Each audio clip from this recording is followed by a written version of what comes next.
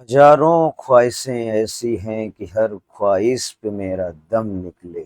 बहुत निकले मेरे अरमां मगर बहुत कम निकले। नमस्कार साथियों, एग्जाम पेनिसिया यूट्यूब चैनल में आपका बहुत बहुत स्वागत है। तो आज बच्चों हम लोग यूथ कंपटीशन टाइम्स का UP PCS youth competition time का UP PCS pre special general study जो बच्चों बुक आती है 1990 से लेकर के अद्यतन जीएस का बच्चों इसमें जितना क्वेश्चन आया आज तक वो सारे क्वेश्चन का इसमें संग्रह पूरा किया गया है। तो अपने चैनल पे इसका पूरा बच्चों डिटेल से ए टू जेड विश्लेषण किया जाएगा। तो बच्चों ये जो बुक है यूथ कंपटीशन की बुक है, इसमें बच्चों क्या क्या आपको पढ़ने को मिलेगा तो वो हम लोग पहले देख लेते हैं कि इस बुक में क्या क्या है। तो सबसे पहले बात कर लेते हैं कि ये बच्चों यूथ कंपटीशन टाइम की बुक है और इसे यूपी पीसीएस प्री स्पेशल के लिए बच्चों बनाया गया है। इसमें जितने जीएस के क्वेश्चन आज तक आए हुए थे सब्जेक्ट वाइज इसके अंदर मेंशन किया गया है। और ये बच्चों इसके अंदर क्या होता है कि अगर ये आपने कर ली, इस बुक को अगर आपने कर लिया, परीक्षा आपकी कोई भी हो, पीसीएस से लेकर के जितनी भी परीक्षाएं होती हैं, आपका जीएस का कोई भी क्वेश्चन बाहर नहीं जाएगा। इसमें ऐसा बच्चों कोई क्वेश्चन नहीं है जो आज तक किसी परीक्षा में आया हो, खास करके पीसीएस में इसके अंदर में ना हो। इस बुक में बच्चों क्या क्या है, जितने जीएस के आपके सब्जेक्ट होते हैं, जैसे भारतीय इतिहास हो गया, संविधान, भूगोल या विज्ञान एवं प्रौद्योगिकी, अर्थव्यवस्था, कृषि एवं वाणिज्य, पर्यावरण, जनसंख्या, उत्तर प्रदेश विशेष। इसके अलावा बच्चों इस बुक में जो है 31,000 प्लस क्वेश्चन का वस्तुनिष्ठ प्रश्नों का संग्रह किया गया है। इसमें बच्चों 31,000 क्वेश्चन इसके अंदर इंक्लूड है। तो A to Z question topic wise बाकायदा हम लोग बच्चों देखेंगे और बाकायदा उसका बच्चों हम लोग विश्लेषण भी करते हुए चलेंगे। तो एक बार ये भी चर्चा कर लेते हैं कि इसके अंदर बच्चों आएगा क्या क्या। तो ऊपर से बच्चों देखो साफ साफ लिखा है उत्तर प्रदेश लोक सेवा आयोग सामान्य अध्ययन। इसमें वही सारी चीजें हमारे इतिहास और राष्ट्रीय आंदोलन, संविधान, राज्य व्यवस्था, भूगोल, पर्यावरण, पारिस्थितिकी, सामान्य विज्ञान, प्रौद्योगिकी, अर्थव्यवस्था, नगरीकरण, जनसंख्या, उत्तर प्रदेश और सामान्य ज्ञान। इन सबका बच्चों इसमें खास बात इस बुक के अंदर ये है कि आपको अध्यायवार अध्ययन करने को मिलेगा, यानी कि बिल्कुल टॉपिक वाइज। पहले तो सब्जेक्ट वाइज है कि हिस्ट्री हो गई, उसके अंदर भी टॉपिक वाइज है कि पाषाण काल है, फिर सिंधु घाटी सभ्यता है, फिर वैदिक सभ्यता है, गुप्त काल है। मतलब बिल्कुल सीक्वेंस में जिस हिसाब से हम लोग थ्योरी पढ़ते हैं ना, उसी हिसाब से इसमें क्वेश्चंस भी दिए गए हैं। तो इसे पढ़ने में आपको आसानी भी रहेगी। दूसरा ये कि समझ में बहुत अच्छा आएगा क्योंकि टॉपिक वाइज चल रहा है। आपको ऐसा नहीं कि कोई भी क्वेश्चन कहीं से आ गया, ऐसा इस बुक में नहीं है। बिल्कुल टॉपिक वाइज सॉल्व पेपर है ये पीसीएस का खास करके। तो ये बच्चों बुक हम लोग पढ़ेंगे। इसके बाद बात कर लेते हैं बच्चों को इसके अंदर क्या क्या सिलेबस है। तो अभी हमने आपको बताई थी, जैसे आपको बता रहे थे, जैसे हिस्ट्री है, मान लो प्राचीन भारत का इतिहास, तो सबसे पहला होगा भारत का प्राग ऐतिहासिक संस्कृतियां, सिंधु घाटी सभ्यता, ऋग वैदिक काल, धार्मिक आंदोलन, मौर्य समाज, मौर्योत्तर काल, प्राचीन भारत में विदेशी आक्रमण, संगम युग, दक्षिण भारत का इतिहास, गुप्त काल, गुप्तोत्तर काल, प्राचीन स्थापत्य कला और प्राचीन साहित्यकार। पूर्व मध्यकाल में आ जाएंगे और फिर विविध पढ़ेंगे। उसके बाद में बच्चों मध्यकालीन इतिहास शुरू हो जाएगा। तो जैसे अरबों का आक्रमण सबसे पहले होता है, गौरी का आक्रमण होता है, गुलाम वंश शुरू हो जाता है। तो जिस हिसाब से बच्चों हम लोग अभी तक पढ़ते हुए आए हैं, बिल्कुल उसी क्रम में बच्चों इस बुक में दिया रहता है। इसकी खास बात यही है कि इस बुक में टॉपिक वाइज देखने को आपको मिल जाता है। तो अगर इसको आपने कर लिया तो बच्चों आपका जीएस की समस्या तो हमेशा हमेशा के लिए खत्म हो जाएगी। तो बच्चों आप किसी की भी तैयारी कर रहे हो, इस किताब को मेरे साथ जरूर जुड़ें। एग्जाम पेनिया चैनल को सब्सक्राइब कर लें और मेरे साथ आपको डेली क्रम से एक एक टॉपिक वाइज वीडियो देखने को मिलता रहेगा। तो जैसे गुलाम वंश के बाद खिलजी वंश है, तुगलक वंश, सैयद वंश, आप लोगों ने जब भी कभी थ्योरी पढ़ी होगी तो इसी क्रम में पढ़ी होगी। सल्तनत कालीन व्यवस्था, सल्तनत कालीन साहित्य एवं इतिहासकार, विजयनगर साम्राज्य, सूफी आंदोलन, सल्तनत काल का विविध, बाबर का आक्रमण, हुमायूं, शेरशाह, अकबर, जहांगीर, ये मुगल आ गए सारे के सारे, औरंगजेब, उत्तर मुगल काल और मुगल कालीन स्थापत्य कला। इसके बाद में मुगल कालीन साहित्यकार आ जाते हैं। तो ये बच्चों आपका मध्यकालीन इतिहास का जिस तरह से होता है सिर्फ उसी तरह से मराठा साम्राज्य आ जाएगा, मुगल काल में विविध आ जाएगा। ये टॉपिक भी हम लोगों को देखने ही है। इसके बाद हम बात कर लेते हैं बच्चों मुगल काल का पतन, स्वायत्त राज्यों का उदय, मराठा युद्ध, आंग्ल मराठा, ईस्ट इंडिया कंपनी का आगमन, विदेशी और कंपनियां, ब्रिटिश कालीन राजस्व या न्यायिक सुधार क्या क्या किए थे। उसके बाद में आपको मिलेगा यहाँ पे आर्थिक प्रभाव ब्रिटिश सरकार का। इसके बाद में स्वतंत्रता संग्राम 1857 का, जनजातीय विद्रोह, नागरिक एवं कृषक विद्रोह, सामाजिक धार्मिक आंदोलन, ये सब बच्चों आपको देखने को मिलेंगे। प्रेस की स्वतंत्रता या प्रेस का विकास, यहाँ पे 1885 से पहले राजनीतिक संस्थाएं कौन कौन सी बनी थी उनके बारे में आपको पढ़ने को मिलेगा। इसके बाद में कांग्रेस के बारे में, भारतीय राष्ट्रीय कांग्रेस, कांग्रेस के उदारवादी चरण, बंगाल का विभाजन, कांग्रेस का सूरत अधिवेशन, उसमें विघटन हुआ था, गरम दल नरम दल वो, मुस्लिम लीग की स्थापना, दिल्ली दरबार बच्चों आपको, लखनऊ समझौता, होम रूल लीग आंदोलन। मतलब जितने भी टॉपिक उसके अंदर आपने कभी पढ़े होते हैं, थोड़ी अगर पढ़ी होगी, उसी क्रम में बच्चों इस बुक के अंदर मेंशन किए गए हैं। बहुत जबरदस्त बुक है बच्चों, अगर ये आपने कर ली मेरे साथ तो यकीन मानिए आपका जीएस का क्वेश्चन किसी भी परीक्षा कोई भी हो, पीसीएस के लिए तो है ही, खास करके पीसीएस आरओ की तो बुक ही है ये, लेकिन और भी परीक्षा आपकी कोई परीक्षा हो उससे क्वेश्चन आपका फिर बाहर जाएगा नहीं। साम्यवादी आंदोलन, खिलाफत आंदोलन बच्चों, जैसे असहयोग आंदोलन होता है, किसान आंदोलन जितने हैं वो सारे इसके अंदर मेंशन किए हुए हैं। भारत की बाहर क्रांतिकारी घटनाएं जो हुई, स्वराज पार्टी का गठन हुआ, साइमन कमीशन, तो ये बच्चों इसमें देखो जितने चैप्टर हम लोग क्रम से पढ़ते, गांधी इरविन समझौता, सांप्रदायिक निर्णय, कांग्रेस समाजवादी पार्टी, प्रांतीय चुनाव जो हुए थे वो, तो जितनी भी बच्चों हमारे इतिहास में घटनाएं हुई हैं ए टू जेड बाकायदा सीक्वेंस में डेट के बढ़ते हुए क्रम में इसमें और है बच्चों, तो इसमें पढ़ने में बहुत ज्यादा आपको मजा आने वाला है। देशी रियासतों का संघर्ष, तो द्वितीय विश्व युद्ध चल रहा था वो। इधर बच्चों इसके बाद आ जाते हैं पाकिस्तान की मांग, क्रिप्स का मिशन, आजाद हिंद फौज, कैबिनेट मिशन, माउंटबेटन की योजना, फिर भारत में संवैधानिक विकास, आधुनिक भारत की महत्वपूर्ण संस्थाएं, गवर्नर जनरल और पत्र पत्रिकाएं, और उसके बाद में बच्चों विविध। इस तरह से कुछ आपको पढ़ने को मिलेगा। इसी तरह से बच्चों फिर राज व्यवस्था आ जाएगा, हमारा संविधान, भारतीय संविधान, तो इसमें भी बिल्कुल इसी क्रम में सारे टॉपिक बच्चों दे रखे हैं, देखो ए टू जेड। जैसे हम लोग पढ़ते थे ना, शुरुआत से करते हैं, संविधान का पहला एक राज्य एवं उसके क्षेत्र, वहां से मिलेगा मूल तत्व क्या है, शासन प्रणाली, संसद के बारे में डिटेल में बाकायदा बच्चों। इसी तरह से भूगोल में बच्चों भारत का सामान्य परिचय के कहाँ उसकी स्थिति क्या है, भारत का भूगोल, विश्व का भूगोल, आर्थिक भूगोल, या जैसा होता है हमारे 3 तरह का फिजिकल भूगोल, वो सब उसी क्रम में बच्चों लगे हुए हैं। इसके बाद अगर हम लोग बात कर लेते हैं कि यहाँ पे पर्यावरण में पारिस्थितिकी, पर्यावरण का परिचय, जैव मंडल, बिल्कुल उसी क्रम में आपको पढ़ने को मिलेगा। तो जैसे जैसे हम पढ़ाएंगे आपको वैसे वैसे इनका पूरा सिलेबस आपको बताते चलेंगे। साइंस में देखो बच्चों पूरा भौतिक विज्ञान, फिर जितने चैप्टर होते हैं वो, उसी तरह से रसायन विज्ञान, उसके भी जो जो चैप्टर हैं। इसमें सबसे खास बात बच्चों ये है कि कोई भी टॉपिक ऐसा नहीं है जो इसमें टच न किया गया हो। इसके अंदर ए टू जेड कोई परीक्षा हुई आज तक, उसमें जो टॉपिक होते हैं वो इसमें भी है पहले से, क्योंकि ये पीसीएस की बच्चों बुक है। तो पीसीएस में ऐसा कोई टॉपिक नहीं होता है जो इससे सिलेबस में इसके अंदर जीएस का नहीं आता हो। भारतीय अर्थव्यवस्था में जितने टॉपिक होते हैं वो, कृषि एवं वाणिज्य, जनसंख्या एवं नगरीकरण, उत्तर प्रदेश विशेष, इसमें देखो बच्चों डिटेल में अलग से है। तो ये सब बच्चों इसका पूरा विवरण था इस बुक का, तो इससे हम लोग करने वाले हैं। तो इसमें बच्चों हम लोग क्या करेंगे, सबसे पहले हिस्ट्री से शुरू करेंगे। तो हिस्ट्री में भी प्राचीन भारत का इतिहास, हिस्ट्री में भी इसमें बच्चों हम लोग को क्या पढ़ने को मिलेगा, प्राचीन भारत का इतिहास पढ़ने को मिलेगा। तो सबसे पहले आ जाते हैं हम लोग प्राचीन भारत के इतिहास पे। तो सब बच्चों जल्दी से जुड़ जाइए और अपने जितने दोस्त हैं सब में शेयर कर दीजिएगा, और वीडियो को हमारे शेयर भी कर दें, और चैनल को सब्सक्राइब कर लें और लाइक भी कर दें बच्चों, ठीक है।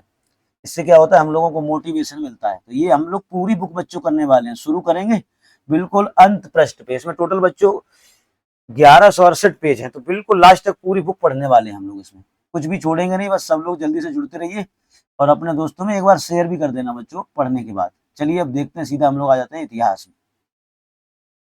तो इतिहास एवं राष्ट्रीय आंदोलन, इतिहास एवं राष्ट्रीय आंदोलन, इतिहास एवं राष्ट्रीय आंदोलन की बच्चों अगर बात करें तो इसमें सबसे पहले हम लोग पढ़ने वाले हैं प्राचीन इतिहास। प्राचीन इतिहास में भी पहला हमारा जो टॉपिक है भारत की प्राग ऐतिहासिक संस्कृतियां। इसमें बच्चों फर्स्ट क्वेश्चन देख लेते हैं किसका क्या है यहाँ पे, प्राचीन भारत की संस्कृतियां। फर्स्ट क्वेश्चन ये रहा आपकी स्क्रीन पर।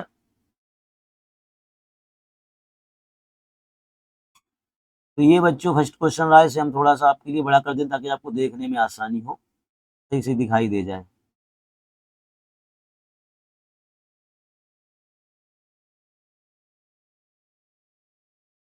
तो ये रहा फर्स्ट क्वेश्चन आपकी स्क्रीन पर। तो यहाँ पे बच्चों देखो लिखा हुआ नीचे 2 कथन दिए गए हैं। नीचे बच्चों कितने कथन दिए गए हैं, 2।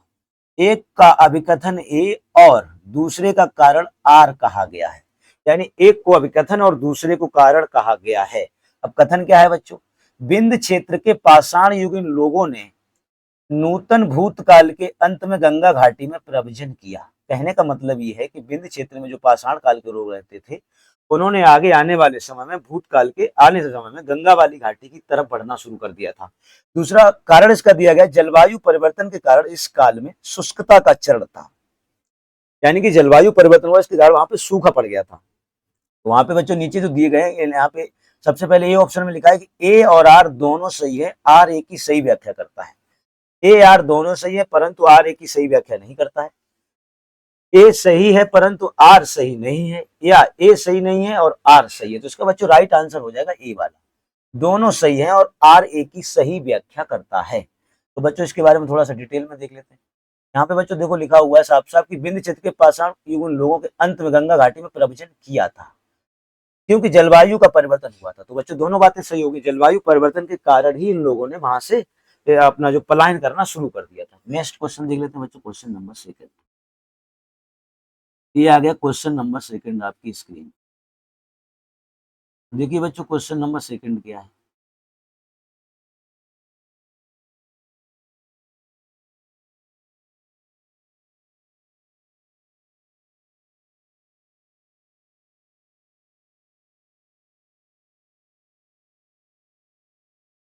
तो क्वेश्चन नंबर सेकंड है बच्चों,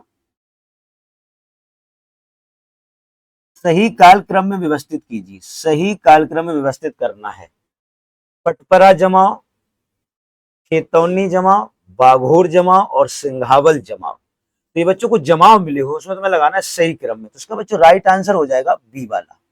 सबसे पहले नंबर पे आता है सिंघावल जमाव, और दूसरे नंबर कालक्रम में यानी कि सबसे पहले सिंघावल जमाव हुआ था, फिर हुआ था पटपरा जमाव, उसके बाद में बच्चों नंबर आता है बाघोर जमाव, और सबसे लास्ट में हुआ था खेतौनी का जमाव। तो ये बात कर लेते हैं बच्चों, सोन नदी घाटी में सबसे पहले 1963 में निसार अहमद ने 35 पुरास्थल एवं उपकरणों की खोज की थी। 35 उपकरणों की इन्होंने बच्चों क्या की थी, खोज की थी। तो इन्होंने 35 पुरास्थलों की करी थी बच्चों खोज।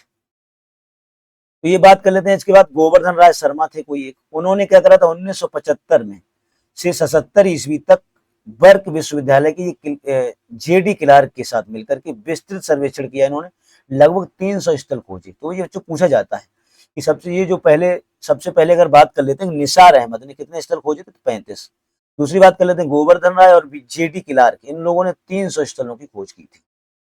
तो ये बच्चों बात आपकी। इसके बाद में आता है विलियम्स के बारे में। तो विलियम्स की रायस ने इसमें जमाओं की खोज करी। तो जमाओं की अगर खोज किसने करी तो कहना विलियम और कीथ रायस ने, इन लोगों ने बच्चों जमाओं की खोज की थी।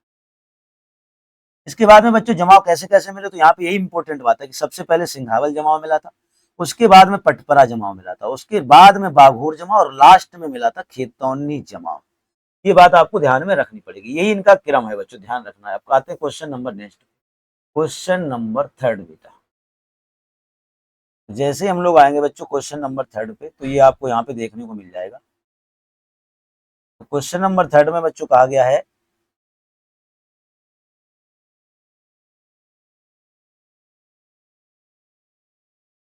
यहाँ पे कहा गया है बच्चों निम्न पूर्व पाषाण काल के मानव के बारे में, निम्न पूर्व पाषाण काल के मानव के बारे में निम्नलिखित में से कौन सा तथ्य सही है। तो बच्चों आपको बताना है निम्न पूर्व पाषाण काल के मानव के बारे में इनमें से कौन सा तथ्य सही है। ए, वह पालिशदार कुल्हाड़ी का प्रयोग करता था, वह कोर उपकरणों का प्रयोग करता था, वह पशुपालक था, वह लघु पाषाण उपकरणों का प्रयोग करता था। इसको बच्चों राइट आंसर हो जाएगा बी वाला, वह कोरदार पत्थर के हथियारों का प्रयोग करता था। तो राइट आंसर क्या होगा, कोर उपकरणों का प्रयोग करता था।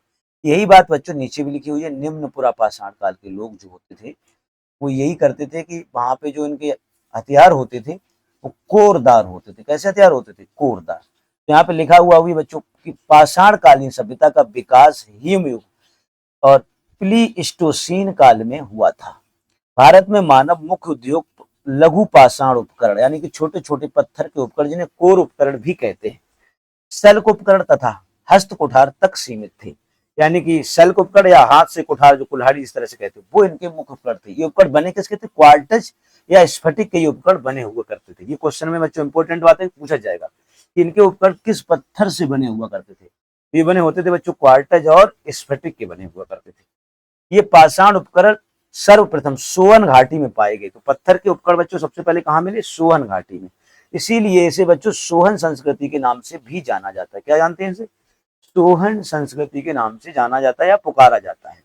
इस काल में मानव कोर उपकरणों का प्रयोग होता था और ये ना तो किसी धातु के बने होते थे ना ही किसी और चीज के, ये केवल बने होते थे बच्चों किसके?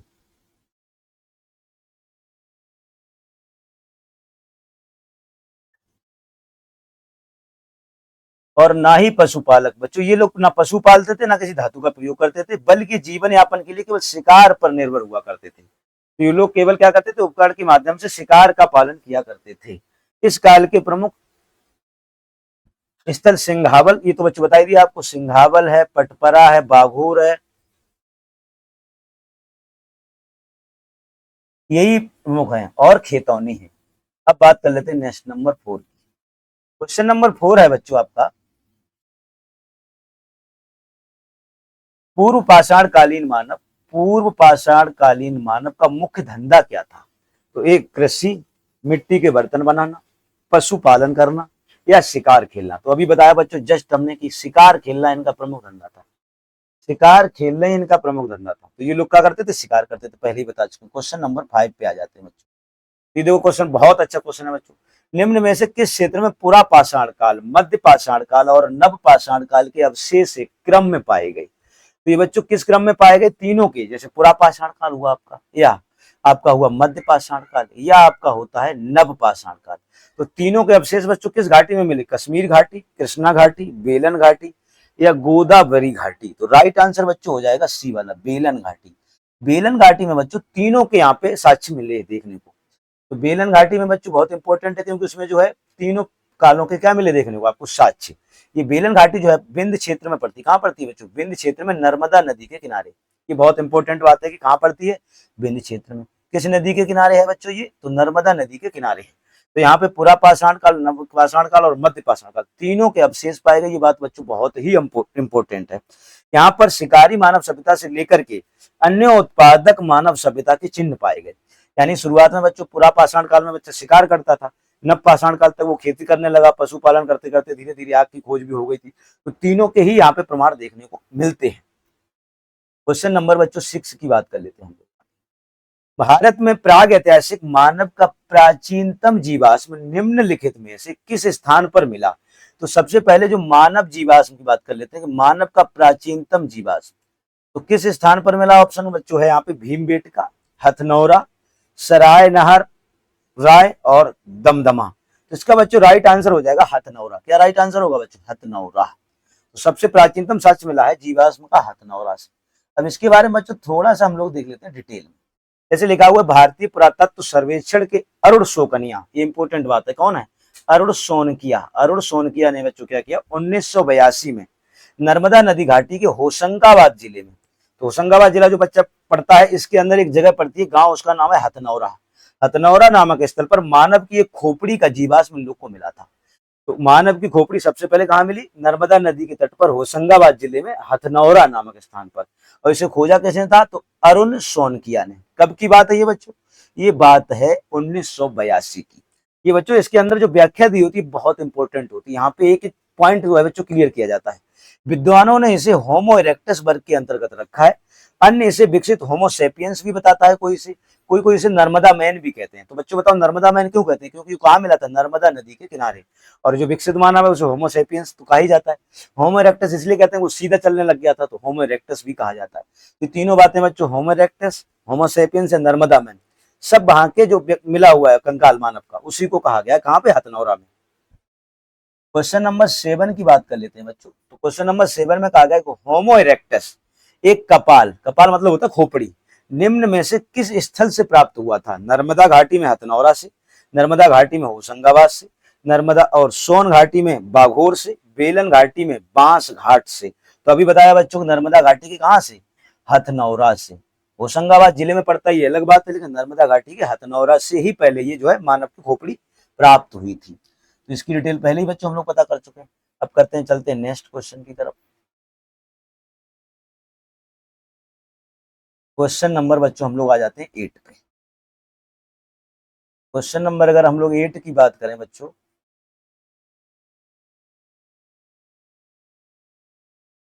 तो 8 नंबर क्वेश्चन आपका ये रहा आपके सामने। थोड़ा सा स्क्रीन आपको बड़ा कर देते हैं ताकि इसको आपको समझने में आसानी हो। 1 मिनट बच्चे वेट करिएगा। तो ये क्वेश्चन हमने आपका 8 लगा दिया स्क्रीन पर। देखिए बच्चों, ये क्वेश्चन नंबर 8 है। भारत में प्रथम पूरा प्रस्तर युगीन औजार की खोज का, जिससे देश में प्राग ऐतिहासिक अध्ययन का रास्ता खुला, का श्रेय किसे जाता है, ये आपको बताना है। तो यहाँ पे लिखा बर्किट, टेरा एवं Peterson, R B Foote, H D Sankalia. तो राइट आंसर हो जाएगा बच्चों ब्रूस, आर बी फुट। इसका मतलब क्या होता है बच्चों, ब्रूस फुट। तो इन्हीं को जाता है। सबसे पहले जो है बच्चों, इन्होंने प्राग ऐतिहासिक स्थलों की खोज का औजार जो थे उसको शुरुआत इन्होंने ही करी थी। किसने? ब्रूस फुट ने। तो इसके बारे में थोड़ा सा बच्चों हम लोग डिटेल में देख लेते हैं। भारतीय पुरातत्व सर्वेक्षण विभाग के विद्वान Robert Bruce foot, Robert Bruce foot को भारतीय प्राग ऐतिहासिक काल का जनक कहा जाता है। ये बच्चों बहुत इंपॉर्टेंट क्वेश्चन है कि भारतीय प्राग ऐतिहासिक काल का जनक किसे कहते हैं? रॉबर्ट ब्रूस फुट को कहते हैं। 1863 में रॉबर्ट ब्रूस फुट ने सबसे पहले पुरा प्रस्तर युगीन प्रथम हैंड एक्स, मतलब होता है हाथ से चलाने वाली कुल्हाड़ी, की खोज की। कहां से? मद्रास के पल्लवरम नामक स्थान से। तो सबसे पहले जो है हाथ से चलाने वाली कुठार, इसे हैंड एक्स कहते हैं, इसकी खोज करी रॉबर्ट ब्रूस फुट ने। कहां से? तो मद्रास या तमिलनाडु के पल्लवरम नामक स्थान से। इसके बाद में प्राग ऐतिहासिक काल के स्थलों का अध्ययन शुरू हो गया। इसीलिए इन्हें प्राग ऐतिहासिक काल का क्या कहा गया बेटा? जनक कहा गया। क्वेश्चन नंबर 9 देख लेते हैं। ये रहा आपकी स्क्रीन पर क्वेश्चन नंबर 9। तो बच्चों यहाँ पे कहा जा रहा है कि निम्न में से किसे फलक संस्कृति कहा जाता है? तो निम्न में से किसे फलक संस्कृति बेटा कहा जाता है? निम्न पुरा पाषाण कालीन संस्कृति, मध्य पुरा पाषाण कालीन संस्कृति, उच्च पुरा पाषाण कालीन संस्कृति या हड़प्पा संस्कृति।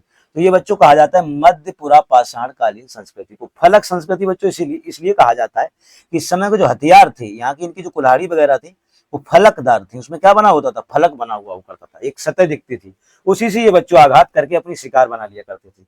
इसलिए संस्कृति को कहा जाता है फलक संस्कृति।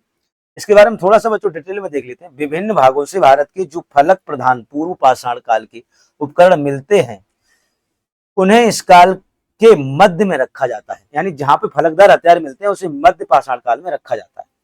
फलकों की अधिकता के कारण एच डी संकालिया, ये कोई बच्चों वैज्ञानिक है, भूवैज्ञानिक, इन्होंने क्या करा? मध्य पूर्व पाषाण काल को फलक संस्कृति की संज्ञा प्रदान करी। तो पेपर में ये भी क्वेश्चन बनेगा आपके कि मध्य पाषाण काल को फलक संस्कृति की संज्ञा किसने दी? तो किसने दी बच्चों? H D Sankalia. इन उपकरणों का निर्माण अच्छे प्रकार से क्वार्टज पत्थर से बच्चों हुआ था, क्वार्टजाइट पत्थर से किया गया था। इसमें बच्चों क्या क्या होता था? इसमें चर्ट होता था, जेस्पर होता था, फिलेंट होता था और मूल्यवान पत्थरों का प्रयोग होता था। तो ये बच्चों पेपर में कभी क्वेश्चन आ सकता है कि जो फलक संस्कृति में हथियार थे, इनमें किसका प्रयोग किया गया था, किस तरह का पत्थर था? तो ऑप्शन आपको दे देगा चर्ट, जेस्पर या फिलेंट। तो ये तीनों आपको याद रखने, चर्ट, जेस्पर और फिलेंट नामक मूल्यवान पत्थरों का प्रयोग होता था। ये सब क्वार्टजाइट पत्थर के अंदर में ही आते हैं। अब बात कर लेते हैं क्वेश्चन नंबर 10 की। क्वेश्चन नंबर 10 बच्चों ये रहा आपकी स्क्रीन पर। प्राचीनतम कलाकृतियों का प्रमाण संबंधित है। प्राचीनतम कलाकृतियों का प्रमाण संबंधित है निम्न पूर्व पाषाण काल से, मध्य पूर्व पाषाण काल से, उच्च पूर्व पाषाण काल से या मध्य पाषाण काल से। तो आपको बताना है किससे संबंधित। तो बच्चों राइट आंसर हो जाएगा सी वाला, उच्च पूर्व पाषाण काल। प्राचीनतम कलाकृति यानी कला के जो साक्ष्य मिले थे बच्चों, हमको उच्च पूर्व पाषाण काल में ही मिले थे। तो प्राचीनतम कलाकृतियों का संबंध उच्च पुरा पाषाण काल से स्थापित किया जाता है। प्राचीनतम कलाकृतियां मध्य प्रदेश की बच्चों, बहुत इंपॉर्टेंट क्वेश्चन है भीमबेटका। सबसे पहले बच्चों भीमबेटका से शैल चित्र के रूप में गुफाओं में जो चित्र प्राप्त हुए थे, वहीं से जो है कला की जानकारी मिलती है। कब से मिलती है ये बच्चों? मिलती है उच्च पूर्व पाषाण काल से। इस वर्ग की जो चित्रकला के विषय में बच्चों उच्च पुरा पाषाण काल या मध्य पाषाण काल के मानव ने सांस्कृतिक क्रियाकलाप, जैसे इसमें पशु पक्षियों के चित्र हैं बच्चों, मानव भोजन खाद्य संग्रह के चित्र हैं, इसमें आखेटक यानी शिकारियों के चित्र हैं इसके अंदर में। तो पशु पक्षी और मानव खाद्य संग्रह के इसमें भोजन के साक्ष्य मिलते हैं। तो ये बच्चों भीमबेटका की गुफाएं कहाँ पे है बच्चों? ध्यान रखना, मध्य प्रदेश में। कहाँ पे है?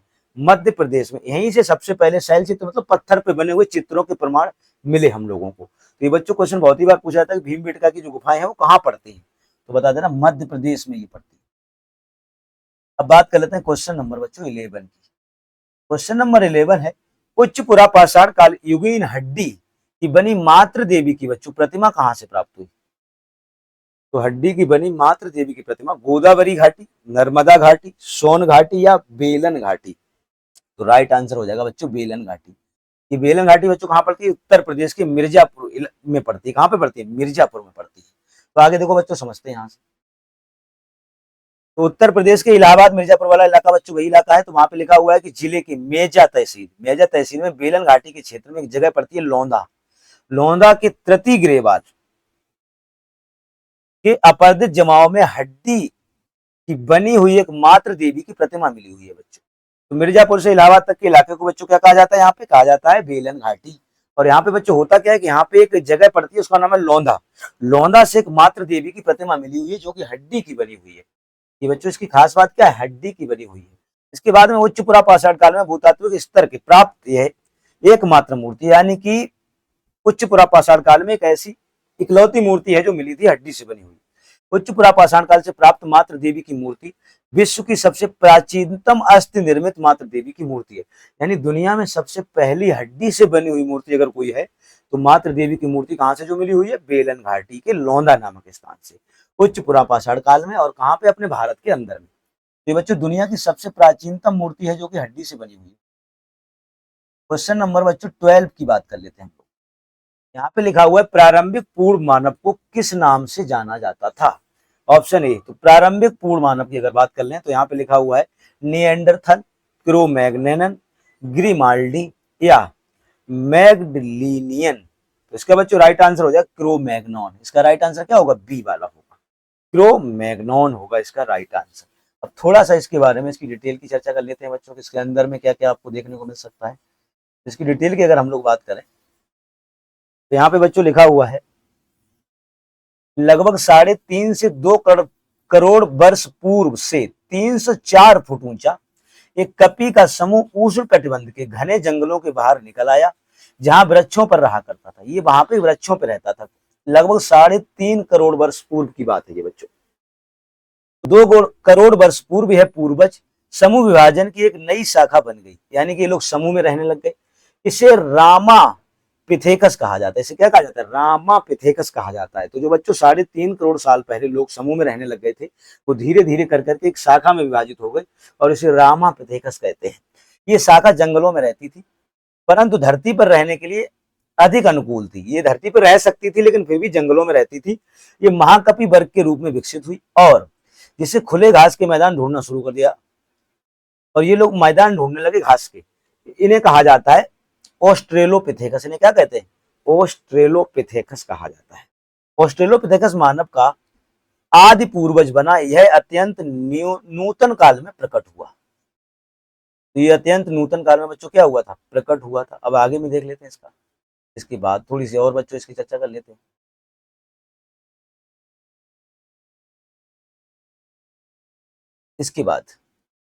इसके बाद बच्चों बात करते हैं हम लोग आरंभिक मध्य न्यूटन काल में विश्व के अनेक भागों में अधिक विकसित मानव जाति का आविर्भाव हुआ। इसे हम लोग कहते हैं पिथेकैंथ्रोपस। क्या कहते हैं? पिथेकैंथ्रोपस या इरेक्टस भी कहते हैं, क्योंकि सीधा चलता था बच्चों।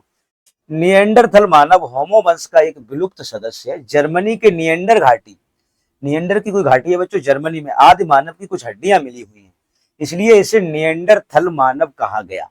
ये जो बच्चों है अपनो जो होमोसैपियंस होता है उसी का पूर्वज माना गया है। लगभग 30,000 वर्ष पहले आधुनिक मानव का विकास हुआ। इसे होमोसैपियंस या प्रज्ञ मानव कहा जाता है। तो आधुनिक मानव को बच्चों हम लोग क्या कहते हैं? होमोसैपियंस या प्रज्ञ मानव कहते हैं।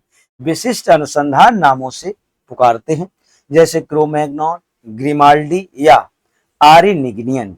ये भी इसी के नाम है बच्चों। इसे क्रो-मैग्नॉन भी कहते हैं अगर उसकी बात करें रिसर्च के फॉर्म में, या इसे ग्रिमाल्डी भी कहते हैं, या इसे बच्चों कहा जाता है क्या? आरिगिनियन। अब बात कर लेते हैं बच्चों नेक्स्ट क्वेश्चन की। हम लोग क्वेश्चन नंबर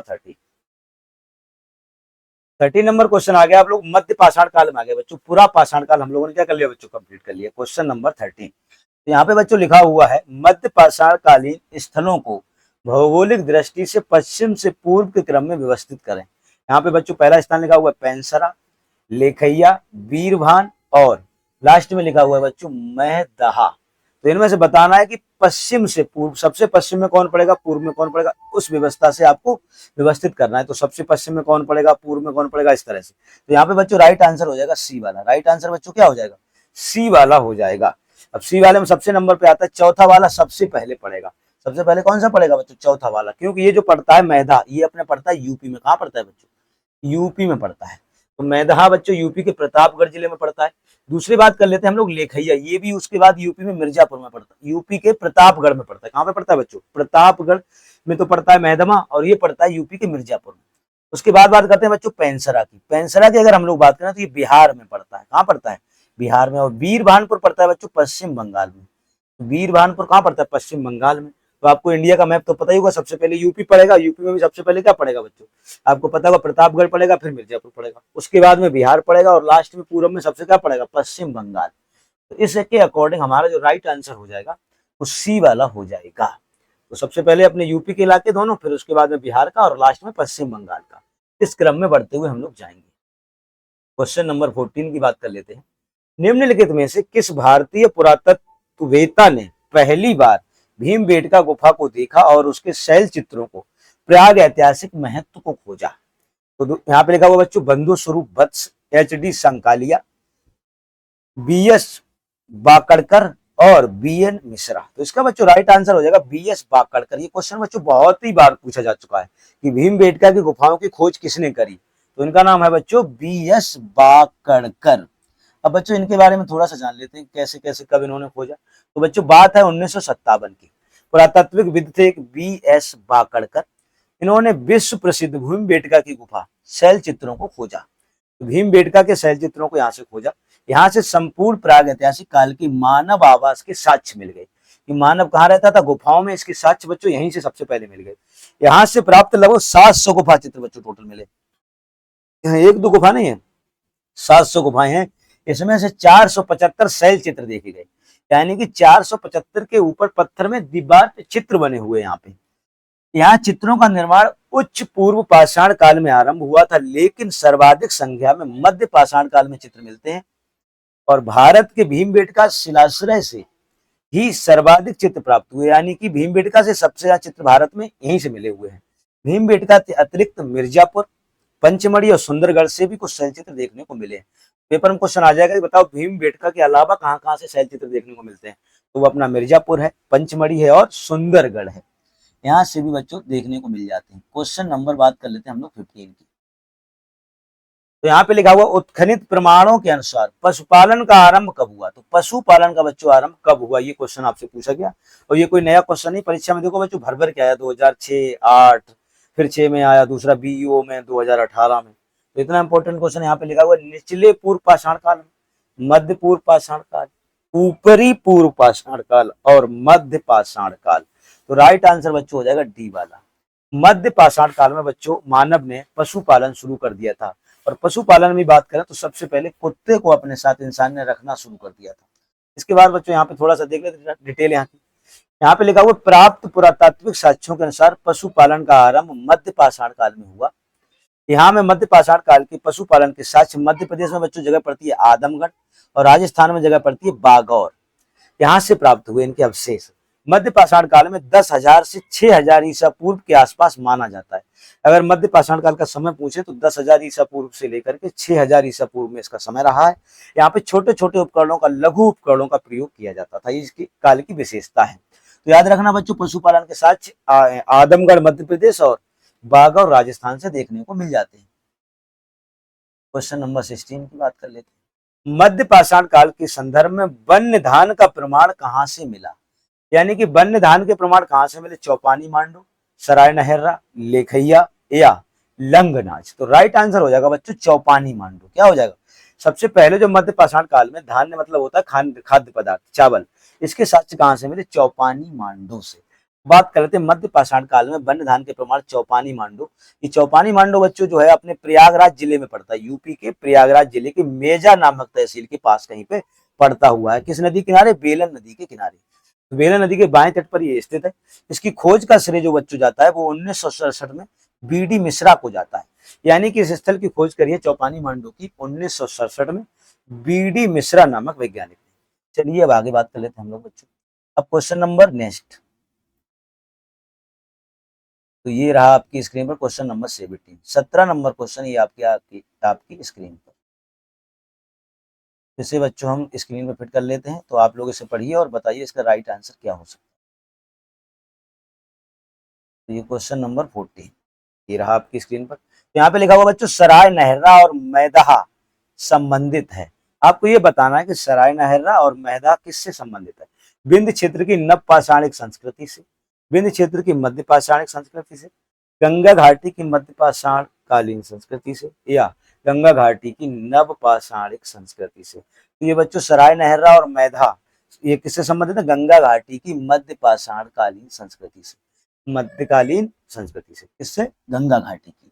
सराय नहरा और मैदा के बारे में डिटेल में पढ़ते हैं कि सराय नहरा और मैदा गंगा घाटी की पाषाणिक संस्कृति से संबंधित है। इसमें सराय नहरा कहाँ पड़ता है बच्चों, प्रतापगढ़ में पड़ता है। और इसके बाद में बात कर लेते हैं इसकी खोज किसने करी, तो इसकी वो खोज करी बच्चों केसी ओझा ने। खोज किसने करी, केसी ओझा ने। यहाँ पे बच्चों 11 मानव की समाधियां प्राप्त हुई और 8 गर्त चूल्हे भी पाए गए। 11 मानव की समाधियां और 8 गर्त चूल्हे यहाँ से प्राप्त हुए। यहाँ एक ऐसी समाधि मिली जिसके साथ चार मानवों को दफनाया गया, यानी एक ही समाधि में 4 लोगों को दफनाया गया। ये यहीं से देखने को मिला, कहां से, सराय नहरा से। मैदा की बात कर लेते हैं, मैदा भी मध्य पाषाण कालीन स्थित है। ये प्रतापगढ़ जिले में ये भी स्थित है बच्चों। तो सराय नहरा, मैदा ये सब बच्चों प्रतापगढ़ जिले में ही स्थित है। तो ये भी प्रतापगढ़ जिले में स्थित है। इसकी खोज बच्चों इलाहाबाद विश्वविद्यालय के एक पुरातात्विकविद हैं, इनका नाम है बच्चों, परगना अधिकारी थे लाल बिहारी पांडे। तो लाल बिहारी पांडे के सौजन्य से इसकी खोज हुई। यहाँ से भी मानव की समाधियां प्राप्त हुई हैं। मानव की समाधियों का अतिरिक्त यहाँ से बच्चों पशुओं की अधजली हड्डियां सिरंग यानी कि सींग भी प्राप्त हुए, जिसके कारण यहाँ पे इसे बद स्थल कहते हैं। क्या कहते हैं, बद स्थल भी कहा जाता है। तो ये बच्चों इंपॉर्टेंट बातें हैं दोनों। पूछा जाएगा सराय नहरा की खोज किसने करी, तो बताना केसी ओझा ने। और अगर ये पूछा जाए कि यहाँ पे जो अपना मैदहा है इसकी खोज किसने करी, तो ये लाल बिहारी ने करी, लाल बिहारी पांडे ने। ये आपको ध्यान में रखना पड़ेगा।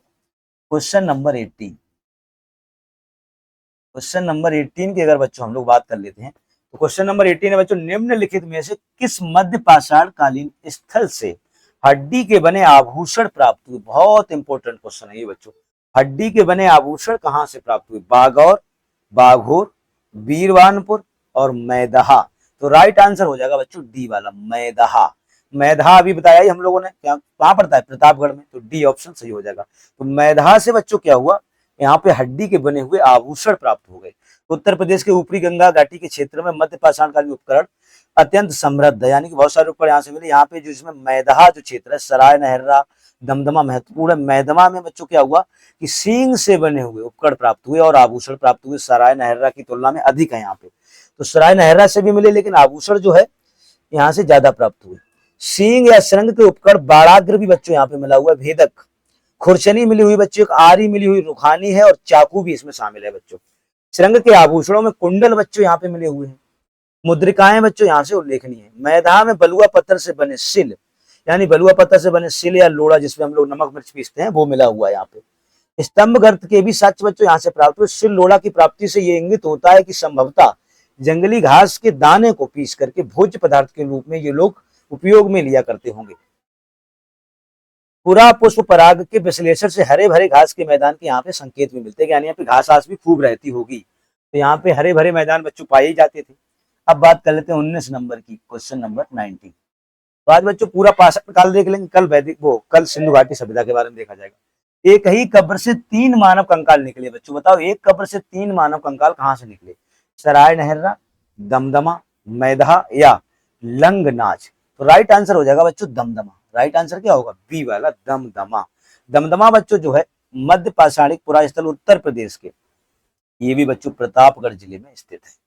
इसकी जो बच्चों बात कर लेते हैं, 1982 से लेकर के 1987 तक यहाँ पे एक उत्खनन हुआ कार्य। इसमें 41 यानी 41 मानव समाधान मिले, जिसमें से 35 कब्रों में एकल समाधान है, यानी एक एक व्यक्ति को दफनाया गया है। 5 कब्रों में बच्चों डबल डबल समाधान है, यानी 2-2 लोगों को एक साथ दफना दिया गया। एक कब्र में एक साथ 3 लोगों को बच्चों दफनाया गया है। 3 कंकाल एक साथ प्राप्त हुए। यहाँ से ज्ञात होता है कि विंध्य क्षेत्र में स्थित लेखैया शिलाश्रय से सर्वाधिक मानव कंकाल प्राप्त हुए। यानी कि यहाँ पे एक जगह लेखैया जो पड़ती है विंध्य क्षेत्र में, वहां से सबसे ज्यादा मिली। लेकिन बच्चों ध्यान रखना पड़ेगा कि अपना जो दमदमा है ये प्रतापगढ़ जिले में पड़ता है। यहाँ पे 41 टोटल समाधान मिले हुए हैं, उसमें से 35 एकल कब्र है और 5 डबल कब्र हैं, और उसमें एक कब्र ऐसी उसमें 3-3 लोगों को एक साथ दफना दिया गया। क्वेश्चन नंबर 20 की बात कर लेते हैं। विंध्य क्षेत्र के किस शिलाश्रय से सर्वाधिक मानव कंकाल प्राप्त हुए? सबसे ज्यादा मानव कंकाल अगर विंध्य क्षेत्र में पूछा जाए कहां से मिले, तो बच्चों ये इसका राइट आंसर हो जाएगा लेखैया। अभी बताया था हमने, डी पार्ट इसका राइट आंसर हो जाएगा। अब हम लोग नव पाषाण काल में बच्चों प्रवेश कर गए। Question number 21। मध्य पाषाण काल बच्चों क्या हो गया, खत्म हो गया। नव पाषाण काल की अगर बात कर लेते हैं, झील के किनारे प्रारंभिक कृषि वाला स्थल है, तो झील के किनारे इनमें से कौन सा स्थल है जिसमें पहले की खेती शुरू हुई, कृषि? तो यहाँ पे ऑप्शन है मेहरगढ़, लहुरा देव, चिरांद या नरसीपुर। तो राइट आंसर बच्चों हो जाएगा लहुरा देव, बी वाला सही आंसर है। उत्तर प्रदेश के संत कबीर नगर जिला बच्चों जो पड़ता है, संत कबीर नगर, इसी में एक जगह पड़ती है लहुरा देव, बखीरा। ये बखीरा झील के किनारे है बच्चों, ध्यान रखना पड़ेगा। लहुरा देव जो है ये बखीरा झील के, बखीरा झील पूछी जाएगी कहाँ पे है, तो संत कबीर नगर में है, और इसी के किनारे है बच्चों स्थित का लहुरा देव स्थित है। तो यहाँ से बच्चों क्या हुआ, कृषि का साक्ष्य मिला हुआ है। यहाँ से चावल का साक्ष्य मिला हुआ है बच्चों, चावल का। तो जो कृषि का नवीनतम साक्ष्य है बच्चों, चावल का जो साक्ष्य मिला हुआ है, जिसकी अवधि बताई जाती है 8000 ईसा पूर्व से 9000 ईसा पूर्व। तो लहुरा देव से गोलाकार एक फर्श भी मिली हुई है बच्चों, और स्तंभगढ़ और चूल्हे के भी प्रमाण मिलते हैं। किसके प्रमाण मिलते हैं बच्चों? चूल्हे के प्रमाण यहाँ पे देखने को मिल जाते हैं। अब क्वेश्चन नंबर बात कर लेते हैं हम लोग 22। तो नेक्स्ट क्वेश्चन की अगर हम लोग बात करें, 22 नंबर क्वेश्चन, तो ये आ गया आपके सामने बच्चों क्वेश्चन नंबर 20।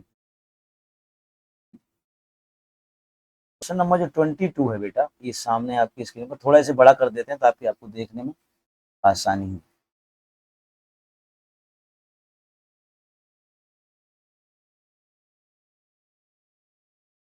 तो ये बेटा लिखा है क्वेश्चन नंबर 22।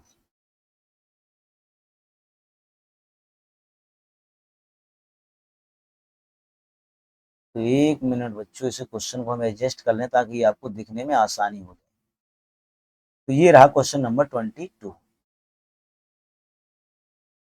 क्वेश्चन नंबर बच्चों 22 में कहा गया है, क्वेश्चन नंबर 22। तो ये आ गया बच्चों क्वेश्चन नंबर 22। यहाँ लिखा हुआ खाद्यान्नों की कृषि सर्वप्रथम प्रारंभ हुई।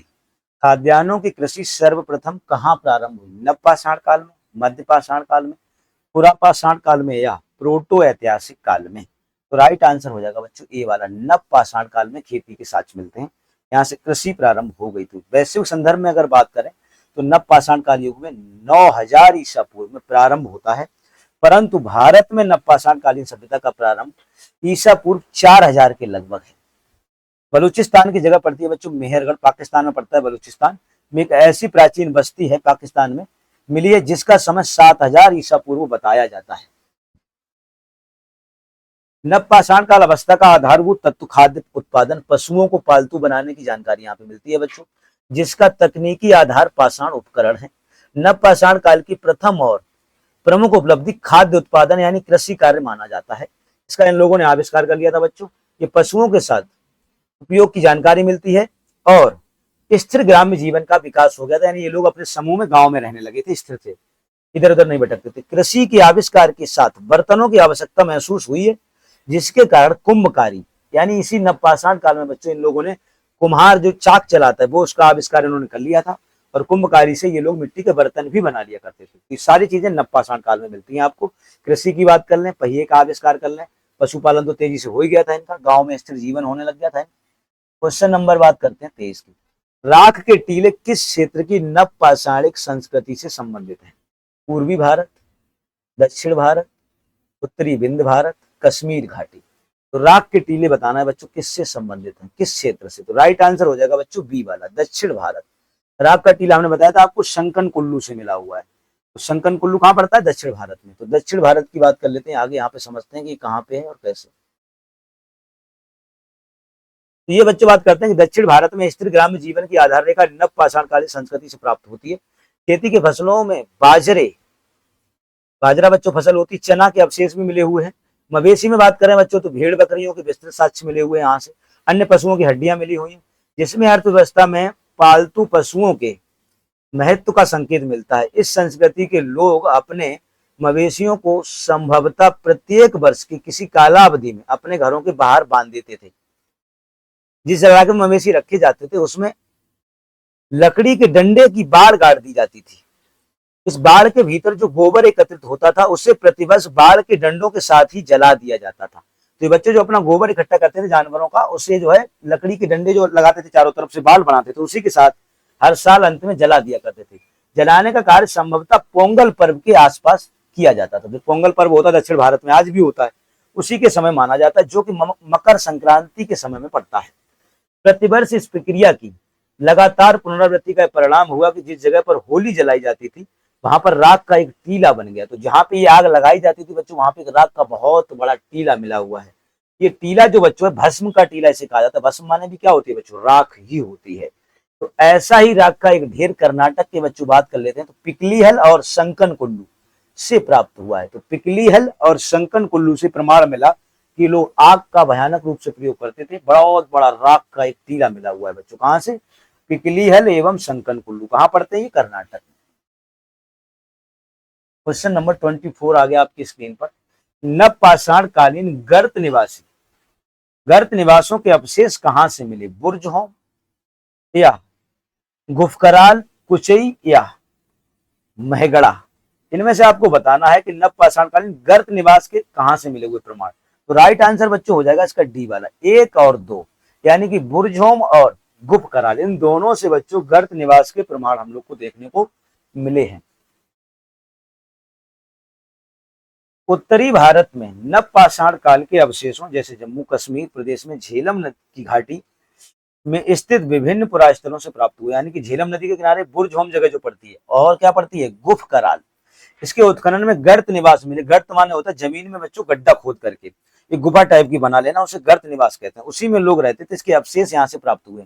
कश्मीर में इन दोनों नवपाषाणिक स्थलों की मुख्य विशेषता यही है कि गर्तावास विभिन्न प्रकार के मृदभांड भी साथ में मिले हुए हैं बच्चों।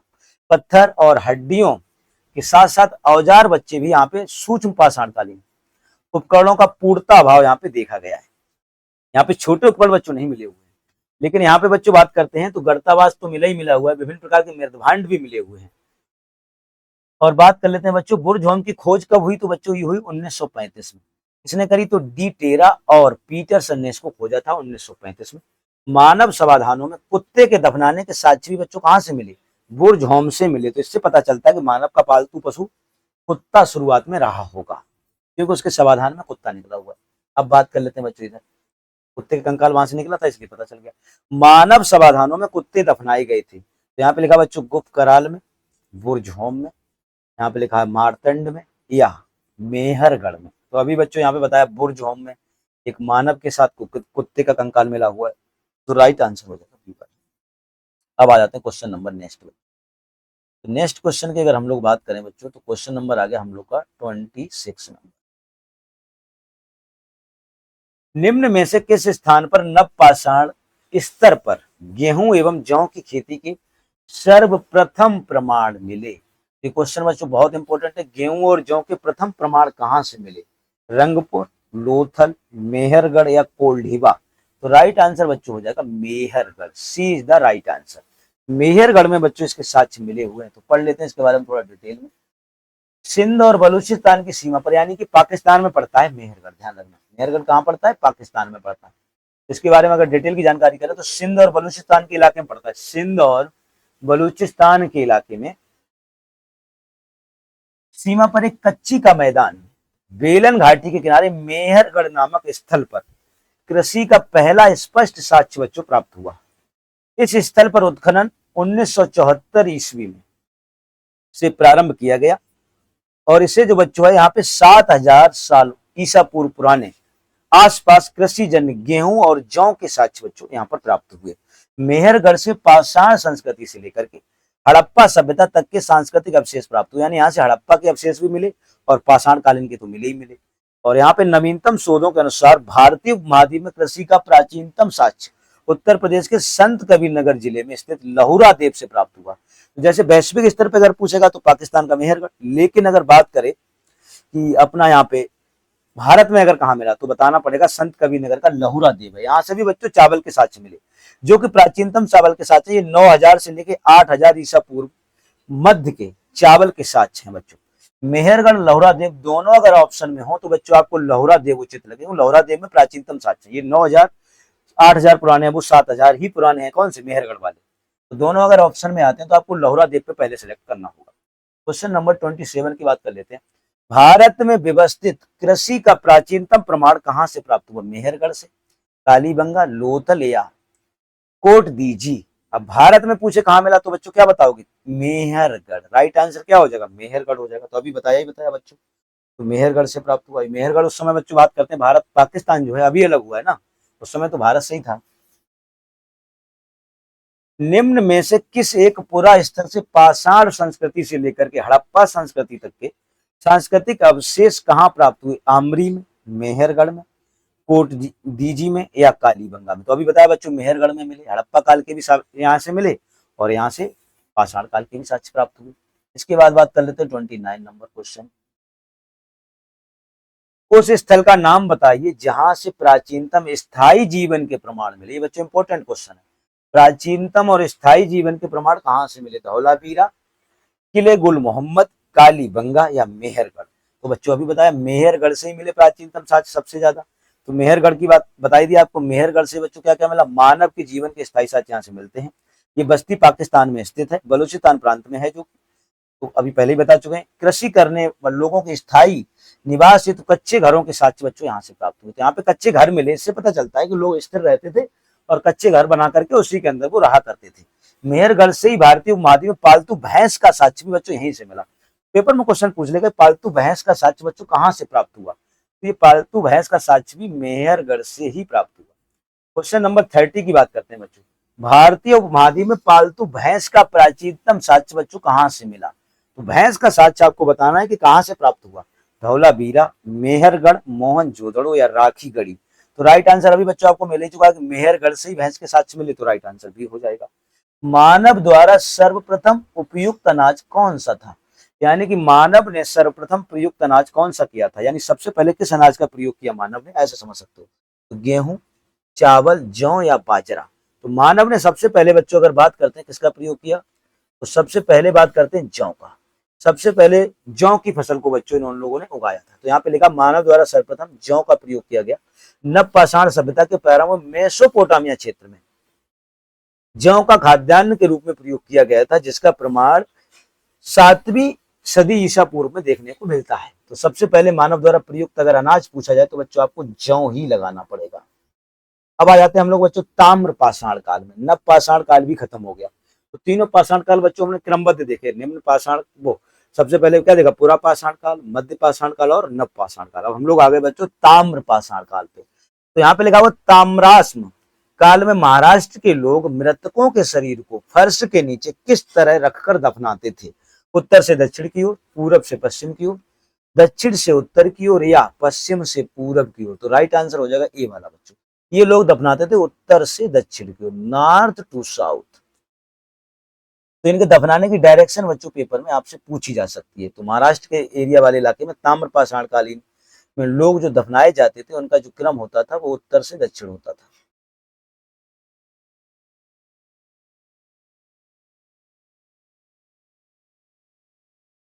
तो ये बच्चों इसकी यहाँ पे व्याख्या दी गई है कि यहाँ पे जो लिखा है, भारत में सिंध क्षेत्र के बाहर अनेक विकसित ग्रामीण संस्कृतियों के दर्शन होते हैं, इन्हें ताम्रपाषाणिक कहा जाता है, क्योंकि इन संस्कृतियों के लोग पत्थर के साथ साथ तांबे की बनी वस्तुओं का प्रयोग करते थे। ताम्रपाषाणिक संस्कृति में सबसे अधिक स्तर पश्चिमी महाराष्ट्र से मिलते हैं। यानी कि लोग जो है पत्थर के साथ साथ अब तांबे का प्रयोग करने लगे, इसलिए ताम्रपाषाणिक कहते हैं। और ताम्रपाषाणिक उपकरण की बात करें सबसे ज्यादा पश्चिमी महाराष्ट्र से मिलते हैं, वो भी गोदा नदी से लेकर के प्रवरा नदी के बाएं तट पर स्थित है।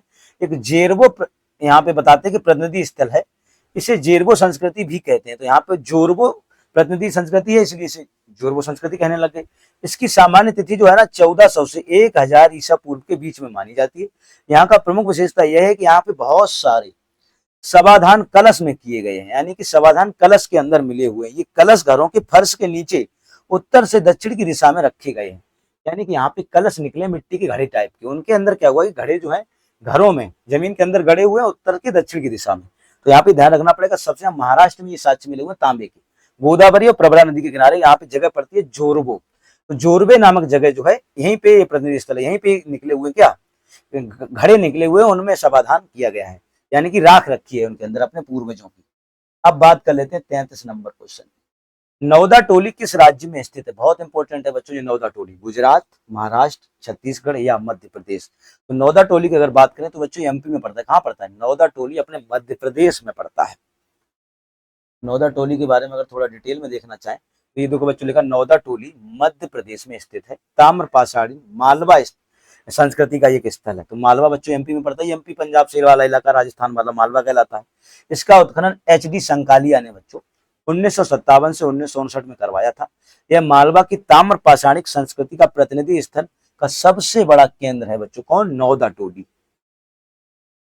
नौदा टोली भारतीय उपमहाद्वीप का सबसे बड़ा विस्तृत उत्खनित ताम्र पाषाणिक ग्राम स्थल है, यानी कि सबसे बड़ा ताम्र पाषाणिक ग्राम अगर पूछा जाए तो नौदा टोली ही है। इनाम गांव जो जोरबे बच्चों ताम्र पाषाणिक इनाम गांव जोरबे ताम्र पाषाण काल का स्थल है, जो महाराष्ट्र के पुणे जिले में स्थित है। तो अपन पूछेगा इनाम गांव कहाँ पड़ता है? तो महाराष्ट्र के पुणे में पड़ता है। ये जोरबो ताम्र पाषाणिक संस्कृति का स्थल है एक। 34 नंबर अगर क्वेश्चन की बात करें, इनाम गांव भारत के किस राज्य में स्थित है? मध्य प्रदेश, आंध्र प्रदेश, महाराष्ट्र या गुजरात? तो राइट आंसर बच्चों हो जाएगा महाराष्ट्र। राइट आंसर क्या हो जाएगा? महाराष्ट्र में पड़ता है। अभी बताया पुणे में पड़ता है ये इनाम गांव। तो यहाँ से तांबे के बहुत ज्यादा बच्चों साक्ष्य मिले हुए हैं। 35 नंबर क्वेश्चन आपकी स्क्रीन पर है। भारत के किस स्थल की खुदाई से लौह धातु के प्रचलन के प्राचीनतम प्रमाण देखने को मिले हैं? तक्षशिला, अतरंजी खेड़ा, कौशाम्बी और हस्तिनापुर? तो बच्चों अगर बात करें लोहे की, तो लोहे के प्रमाण सबसे पहले एटा जिले में जगह पड़ती है, अतरंजी खेड़ा, यहाँ से देखने को मिलते हैं। अतरंजी खेड़ा बच्चों देखो यहाँ पे डिटेल में अगर देखना चाहें तो यहाँ पे इसके बारे में बताया गया है कि अतरंजी खेड़ा एटा उत्तर प्रदेश की खुदाई से कुछ लोहे के उपकरण प्राप्त हुए। एटा एक जिला पड़ता है अपने यूपी में। तो विद्वानों ने इसका समय जो बच्चों बताया है प्रथम सहस्त्राब्दी निर्धारित किया गया है। इससे सिद्ध होता है कि उत्तर भारत में 1000 ईसा पूर्व से लोहे के उपकरणों का प्रयोग होने लग गया था। इससे अभी तक का प्राचीनतम साक्ष्य माना गया लोहे का। तो लोहे का बच्चों बहुत इंपॉर्टेंट बात ध्यान रखना, एटा का, अतरंजी खेड़ा। अब पाषाण काल में कुछ बच्चों विविध देख लेते हैं। दक्षिण भारत की बृहद पाषाण समाधियां संबंधित हैं पूर्व पाषाण काल से, नव पाषाण काल से, ताम्र पाषाण काल से, लौह काल से। तो राइट आंसर बच्चों हो जाएगा डी वाला, लौह पाषाण काल से। थोड़ा सा इसके बारे में बच्चों यहाँ पे विस्तृत इसकी व्याख्या देख लेते हैं।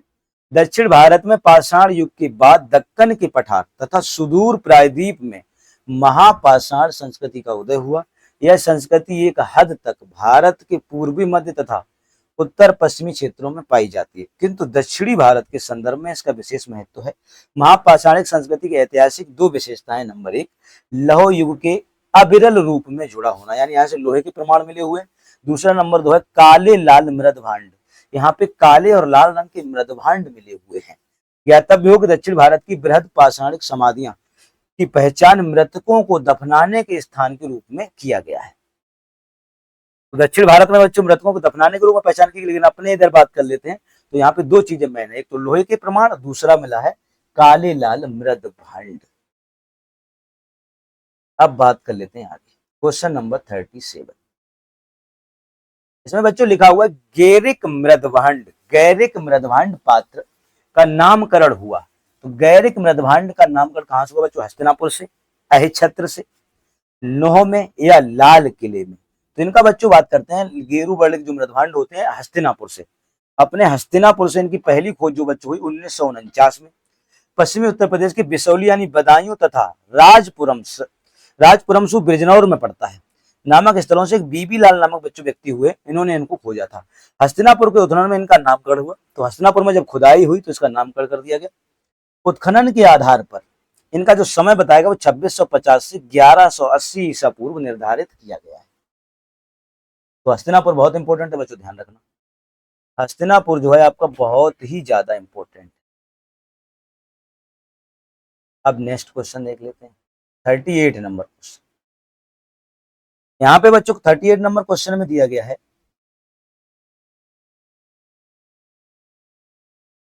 सूची 1 को सूची 2 से सुमेलित कीजिए तथा सूचियों के नीचे दिए गए कूट का उपयोग कर सही उत्तर का चयन कीजिए। इधर बच्चों लिखा हुआ है पुरा पाषाण, मध्य पाषाण, नव पाषाण और ताम्र पाषाण। इधर बच्चों लिखा हुआ है कच्चे पक्के मकान, नदी तट में शैलाश्रय में अधिवास या गर्ता अधिवास। तो बच्चों आपको पता है कि सबसे पहले पुरा पाषाण काल में लोग कहाँ रहते थे? नदियों के किनारे रहते थे। एक का दूसरा हो जाएगा। दूसरी बात कर लेते हैं कि बच्चों मध्य पाषाण काल में शैलाश्रय यानी कि पत्थर के बनाए हुए गुफाओं में रहने लग गए थे। नव पाषाण की बात करें तो बच्चों गर्त बना के जमीन में गड्ढे बना करके रहने लग गए थे, गुफा बना लेते थे। और बात करें ताम्र पाषाण काल के लोग कच्चे कच्चे मकानों में रहने लग गए थे, कच्चे पक्के मकान बना लेते थे। तो हिसाब से पहले का दूसरा, बी का हो जाएगा तीसरा, और सी का चौथा, डी का पहला, यानी कि बी वाला राइट आंसर हो जाएगा। कौन सा राइट आंसर होगा बच्चों? बी वाला राइट आंसर हो जाएगा। डिटेल में भी बच्चे इसके यही दिखाएगा जो हमने बताया, तो इसमें कुछ खास जानने को नहीं है। डिटेल में जो हमने बताया वही दिखाया गया है यहाँ पे। जैसे यहाँ पे अगर इसे देखते हैं हम लोग, तो इसकी डिटेलिंग में यही चीज दी गई है। तो अगर इसकी डिटेल की बात करें तो यहाँ पे देखो पुरा पाषाण काल में नदी तट पर अधिवास था इनका।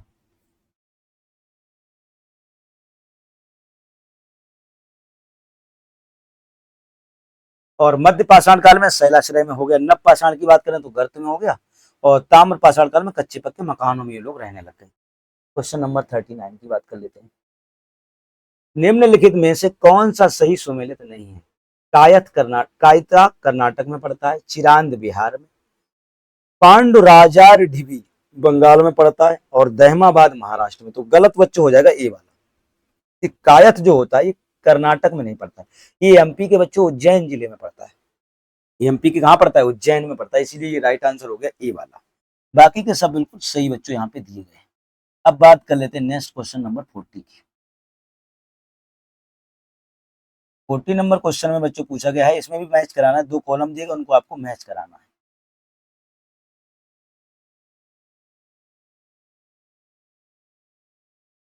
तो यहाँ पे लिखा बच्चों सूची फर्स्ट को सूची सेकंड से सुमेलित कीजिए और सूचियों के नीचे दिए गए कूट को सही क्रम में चयनित कीजिए। यहाँ लिखा बीरभानपुर, उज्जैन, कायथ या आहाड़। तो बच्चों इसमें पूछा कि मैच कराना। तो बच्चों इसमें देखो बीरभानपुर जो है ना, ये पड़ता है पश्चिम बंगाल में। इसमें मिला था बच्चों आपको क्या? लघु पाषाण काल के। उज्जैन की अगर बात हम लोग कर लें तो उज्जैन में बच्चों गैरू बर्णिक मृदभांड मिले हुए थे, गैरिक मृदभांड। बात कर लेते हैं कायथा की। तो कायथा से बच्चों क्या प्राप्त हुआ था? ताम्र निधि यानी तांबे के उपकरण मिले हुए थे। अब बात करते हैं आहार की। तो आहार से बच्चों बनास संस्कृति से कहा जाता है। आहार को क्या कहते हैं? बनास संस्कृति, यानी कि ए का हो जाएगा चौथा। तो राइट आंसर बच्चों बी देखने को मिलता है। राइट आंसर क्या हो जाएगा? बी। तो यही बच्चों देखो यहाँ पे दिखाया गया हुआ है। यहाँ पे बताया गया बीरभानपुर से लघु पाषाण काल के साथ, उज्जैन से गैरू वर्णिक मृदभांड, कायथा से ताम्र नीति, और आहार से बनास। ये बच्चों यहाँ से प्रमाण देखने को मिलते हैं। अब बात कर लेते हैं, लास्ट क्वेश्चन है शायद ये 41 नंबर क्वेश्चन आज का। यहाँ पे लिखा हुआ बच्चों कोपेनहेगन संग्रहालय की सामग्री से पाषाण कांस्य और लौह युग का त्रियुगी विभाजन किया था। तो कोपेनहेगन में किसने किया था त्रियुगी विभाजन? यहाँ पे लिखा थॉमसन ने, लुबाक ने, टेलर ने या चाइल्ड ने। तो राइट आंसर बच्चों हो जाएगा थॉमसन ने। किसने किया था? थॉमसन ने। बात करते हैं बच्चों, डेनमार्क में पड़ता है कोपेनहेगन। यहीं पे अंतरराष्ट्रीय पुरातत्व का क्या है? संग्रहालय है। और इसमें बच्चों कांस्य, लोहा एवं पाषाण कालीन तीनों संस्कृतियों का विभाजन किया था थॉमसन ने। और कब किया था? ये किया था 1820 में। 1820 में। जितने भी क्वेश्चन बच्चों इस बुक में थे पाषाण काल से संबंधित, वो हमने सारे कर लिए हैं कंप्लीट। अब बच्चों आपका स्टार्ट होता है यहाँ पे हड़प्पा सभ्यता या सिंधु घाटी सभ्यता। ये सिंधु घाटी सभ्यता बच्चों हम लोग नेक्स्ट वीडियो में देखेंगे। यहाँ पे बच्चों आज इतना ही रखते हैं। पूरा का पूरा हम लोगों ने बच्चों क्या कंप्लीट कर लिया आज हम लोगों ने बच्चों पूरा का पूरा कंप्लीट कर लिया पाषाण काल। तो बच्चों इसी तरह से जुड़ेंगे हम लोग, पर डे एक वीडियो आपको देखने को मिलेगी। चैनल को कर लेना सब्सक्राइब और अपने दोस्तों में कर देना शेयर। अंत में बच्चों यही कहना चाहेंगे कि डाली है हरी भरी तो फूल अवश्य खिलेंगे, जिंदगी अगर कायम है तो फिर मिलेंगे। धन्यवाद बच्चों।